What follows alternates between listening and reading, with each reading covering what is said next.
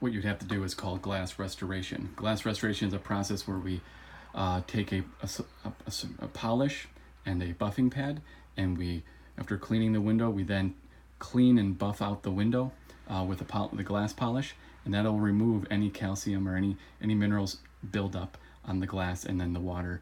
If you had this happen again, the water would sheet right off much better. But also it would, if you had cloudy glass that was, that was cloudy from having a mineral stain, then that would all be gone, and you'd have clean glass again.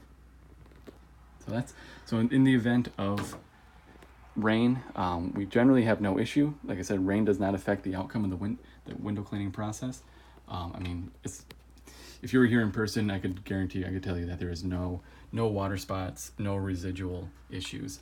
I guess there is water that is on the glass, but that is going to dry with no problem.